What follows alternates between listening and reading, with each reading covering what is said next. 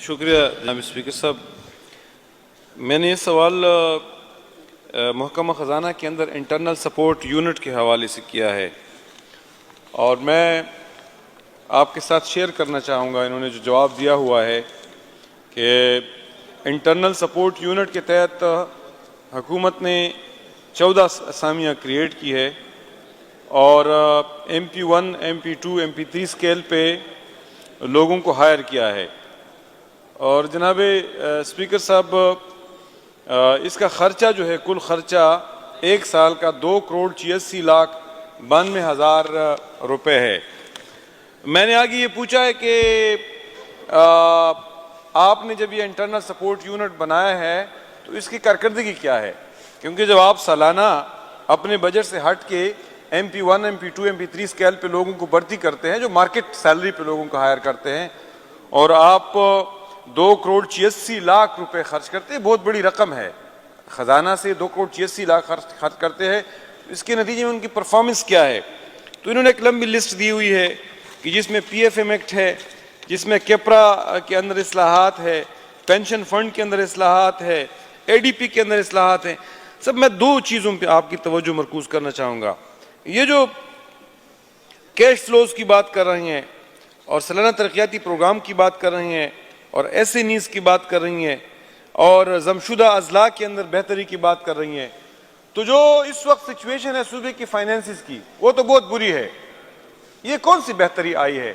آپ کی صوبے کے اندر پہلی مرتبہ سرکاری ملازمین کی تنخواہ جو ہے وقت پہ نہیں آ رہی ہے.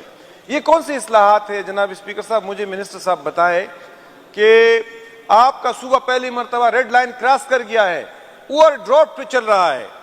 مجھے بتائیے یہ کون سی اصلاحات ہے کہ آپ کے صوبے کے اندر آپ کا تھرو فارورڈ 6 سے لے کے 7 سال تک ہے، یعنی آپ کا اسکیم 7 سال یا 6 سال میں کمپلیٹ ہوگا.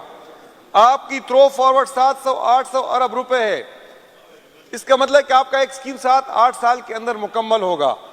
تو مجھے تو کوئی اصلاحات نظر نہیں آ رہے، مجھے تو کوئی بہتری فائنینس کے اندر نہیں نظر آئی، بلکہ جو لوگ فائنینس کو سمجھتے ہیں اس وقت ورسٹ فائنینشیل مینجمنٹ ہے. تو جب آپ مارکیٹ کس سے لوگوں کو بھی ہائر کرتے ہیں اور کنسلٹنٹ کو ہائر کرتے ہیں کہ بہتری آئے اور بہتری نہیں آتی ہے، تو آپ نے یہ پیسے، میں سمجھتا ہوں یہ پیسے آپ نے دریا میں ڈال دیے ہیں. یہ پیسے اور یہ جو کنسلٹنٹ والا نظام ہے، لگتا ہے کہ منسٹر صاحب خود بھی کنسلٹنٹ ہے، یہ بھی کنسلٹنٹس کی طرح بیہیو کرتا ہے.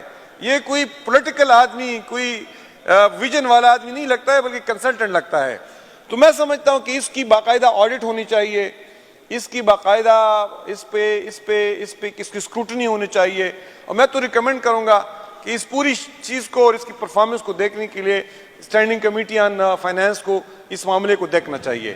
اس میں بہت بڑی وہ ہے لیپس ہے کہ آپ نے 2,86,00,000 روپے سالانہ خرچ کیے، اس کے باوجود آپ کا صوبہ اوور ڈراپ پہ چلا گیا ہے، آپ کا صوبہ ڈیفالٹ کی طرف جا رہا ہے، آپ کے صوبے پہ قرضہ بڑھ گیا ہے، آپ کے صوبے کے اندر ریونیو اور فسکل سپیس بڑھ نہیں رہی ہے.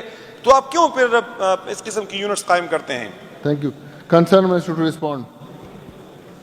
نہیں ہے اس کو میں کمیٹی میں بھیجتا ہوں. پھر Is it the desire of the House that question number 15794 may be referred to the committee concerned? Those who are in favor of it may say yes. Those who are against it may say no. As have it, the question number 15794 may be referred to committee concerned.